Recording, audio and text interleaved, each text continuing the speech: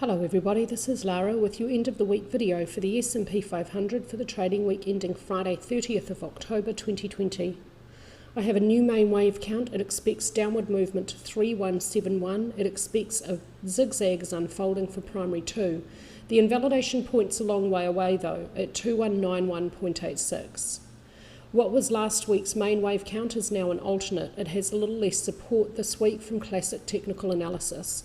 It expects a low could be in. It has a target at 4606. The invalidation point for this one is very close by at 3209.45. If the new main wave count is invalidated, and that would require a new low below 2191.86, if that happens, then I have an extremely bearish alternate wave count that does not have good support from classic technical analysis. We'll get to that when we get to market breadth. At the weekly chart level, this is now how I'm going to see this current movement, and so I'm expecting a little bit more downward movement to move at least slightly below this prior low back here, which was last week the invalidation point. At the weekly chart level, the bigger picture sees the S&P in the fifth wave of a 5-step pattern, a 5-wave impulse. 1 and 2 are off to the left of the chart. Here's the end of 3, the strongest movement within the bull market.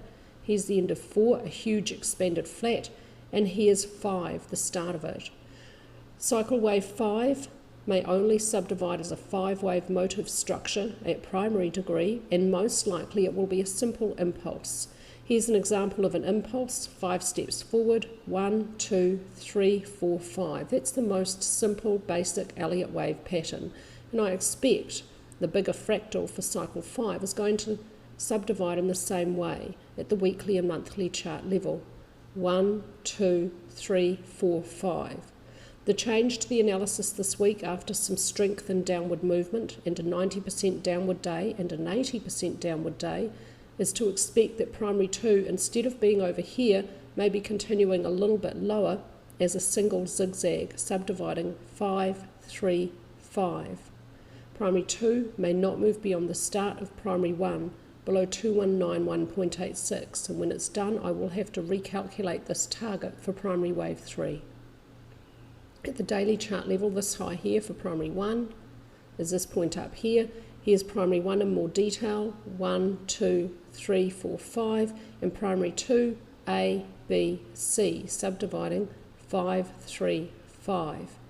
Intermediate C would be most likely to make at least a slight new low below the end of intermediate A back here to avoid a truncation.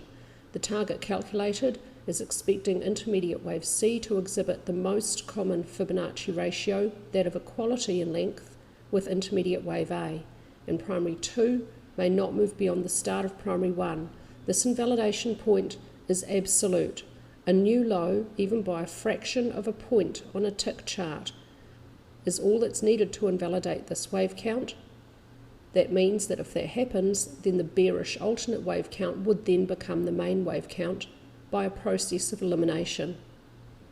At the hourly chart level, here's the structure of intermediate wave C, a leading expanding diagonal for minor 1, a double combination for minor 2, an impulse for minor 3, a quick zigzag for minor 4, and now minor 5 underway, with minute 1, 2 maybe over here. It most certainly could continue higher. It may not move beyond the start of minute 1 above the invalidation point.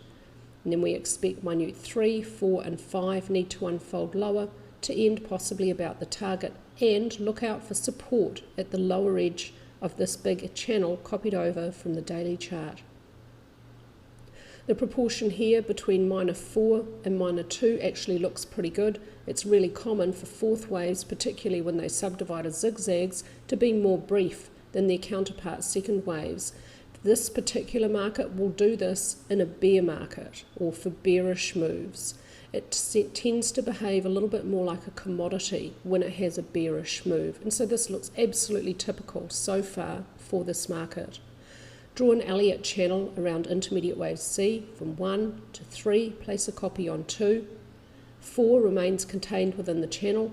Look out for resistance at the upper edge of the channel and support at the lower edge, although if intermediate C has third wave behaviour, It could, as sometimes C waves can, because they're in a third position in the wave structure. If it behaves like that, it could overshoot the lower edge of the channel, and primary 2 could overshoot the lower edge of this black channel, but in the first instance, look for support there. At the daily chart level, this is now an alternate. It sees primary 2 over here. Everything else about this wave count is the same. If primary 2 was over here as a relatively brief shallow zigzag, then primary 3 may have begun. 1, 2, 3, 4, 5 at intermediate degree must subdivide as an impulse. That's the only allowable structure for primary 3. The target is for it to be extended as primary 1 looks extended and reach equality in length with primary 1. Intermediate 2 may not move beyond the start of intermediate wave 1. A new low, even by a fraction of a point on a tick chart, immediately invalidates this wave count because that rule is absolute. No part of intermediate 2 may move beyond the starting point of intermediate wave 1. That's one of the nice things about Elliott Wave. Those rules are absolute, and so if one wave count's invalidated, you don't have to wait for a close below the point or anything like that. You immediately have to discard it because it's invalid. At the hourly chart level, here's the structure of intermediate 2. It could have been a double zigzag, W, X, and a long Y for minor wave Y. The subdivisions all still fit really well. It could have been over at Friday's low, but classic technical analysis at this stage indicates more downward movement next week, and so for that reason, this is now an alternate wave count. It's too close to the invalidation point for it to actually work if price continues lower. At the daily chart level, if we move the degree of labelling within cycle wave 5 all up 1 degree, and instead of just seeing primary 1 within cycle 5 over here, it's possible cycle 5, this is cycle 5, could have been over at the last all-time high for the S&P. If that's the case, that could be super cycle 5 and grand super cycle 1 could have been over back here. This is an extremely bearish wave count. It expects a bear market to last several years, possibly even decades, to move probably substantially below the start of the bull market at 666.79 from March 2009. This is an extremely bearish wave count, and it requires a new low below this price point before we can really have any confidence in it. At the recent high back here, the AD line has made new all-time highs. Both NYSE All Issues AD line and Lowry's Operating Companies Only AD line have both made new all-time highs. Because bear markets, substantial bear markets, historically are associated with 4 to 6 months bearish divergence between price and breadth before they start, it would be highly unusual for this bear market to begin after zero divergence. In fact, the opposite, we've got bullish divergence back here, and that reduces the probability of this extremely bearish wave count. It is technically possible. Low probability does not mean no probability. If your own personal analysis leans toward this very bearish scenario, then this may be the wave count that you choose to use for your map in your trading. Here's the end of a zigzag for minor 2 and the start of minor wave 3. Minor wave 3 may only subdivide as an impulse, and within it, minute wave 1 may be incomplete. When minute wave 1 may be a complete 5-wave impulse, the invalidation point for this wave count moves back up here to the start of minor wave 3. The following bounce for minute 2 may not move beyond the start of minute 1. For now, minute 1 is an almost complete impulse. 1, 2, 3, 4, 5. It could be over here, or it could be continuing lower. I'm going to use this target for minuet 5 to reach equality in length with minuet 1. There's already a reasonable Fibonacci ratio here between minuet waves 3 and 1. Minuet 3 is 2.94 points less than 1.618 times the length of minuet wave 1. Within minuet wave 5, no second wave correction may move beyond its start. The target for minor 3 is for it to exhibit a common Fibonacci ratio to minor wave 1.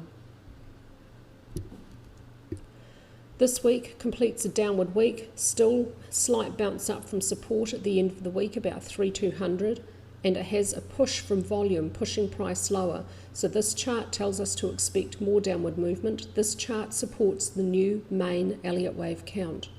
On balance, volume is below resistance and above support, but there's a little bit of distance to go at the weekly chart level before it finds the support line. The support line does not hold good technical significance though. It has a fairly strong slope and it's only been tested 3 times before. RSI is in neutral territory, plenty of room for price to rise or fall. ADX is declining this week, indicating the market may not be in a clear trend. MACD gives us a bearish crossover. This supports the main Elliott Wave count. ATR has been declining as price moves higher. That's normal behaviour for this market. At the daily chart level, within this upward movement, we had 2 back-to-back 80% upward days here, and that led me to believe that this could not have been, or was unlikely to be, a B wave, because B waves don't usually exhibit that kind of strength.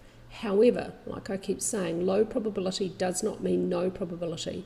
With behaviour in these last few downward days, it now looks like that new wave count expecting a zigzag is continuing lower may be correct. Within this downward movement, here's a 90% down day and an 80% down day, so there is some strength in this downward movement. If we see 90% or 2 back-to-back 80% down days, followed quite quickly within 3 to 4 sessions by 90% or 80% back-to-back up days, that would signify a V bottom has probably formed. Selling usually intensifies towards lows, so we may see further 80 or 90% downward days coming up. If price then quickly reverses and shows real strength at the start of the next upward movement, then I will have confidence we have a sustainable low in place. So that's what I'm going to be looking for next week. For these few days here, volume is increasing as price is moving lower. Volume is pushing price lower. For the very short term, we have a bullish long lower wick. It's not long enough for this to be a hammer candlestick pattern though. It may only indicate a small bounce along the way down. Look for net support about 3,200. If we see a new low below this, the next support here, 3,155. ADX is now indicating that there is a downward trend. This is the strongest signal ADX can give, and this is another reason why that's my new main wave count, expecting more downward movement. ATR showing an increase as price falls, normal behaviour for this market. On balance, volume is bearish. It broke below the support line, which has reasonable technical significance. This line does not have a strong slope. It's reasonably long held, and it has at least 5 tests before it was breached. On balance, volume broke below that. That's a bearish signal. A test of resistance is another bearish signal from on balance volume. This supports the new main wave count. RSI is still in neutral territory. There's a bit of distance to go before it reaches oversold, so we could still see more downward movement. MACD is bearish, supporting the main wave count. Stochastics is oversold, but it can remain there for quite a long time, and price can move quite a considerable distance when this market trends. So on its own, that doesn't mean we have to have a low in place. What about breadth and volatility? This is another reason why my main wave count is expecting not an enormous amount of downward movement, but some more downward movement, a little bit more downward movement. Price has moved lower this week. The AD line has moved lower this week. For breadth, neither have made new short-term swing lows. That's important.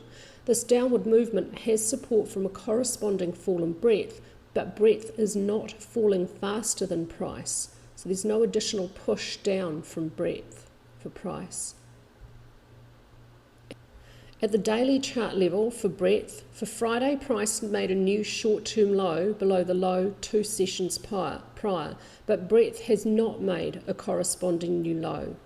Price is falling a little faster than breadth for the short term. For the short term, this is bullish. If we do see more downward movement from price, it may not be by much, and that's another reason why my main wave count is expecting more downward movement, but not too much. At the weekly chart level though, volatility is a different story. Price is falling, volatility is also falling, but volatility, indicated by inverted VIX, has made a new swing low. Price has not yet made a new swing low. This indicates that where inverted VIX leads, price may follow. This is bearish for the short term at least. Contrasting with that though, divergence between VVIX or volatility of VIX and VIX, there's some bullish divergence here.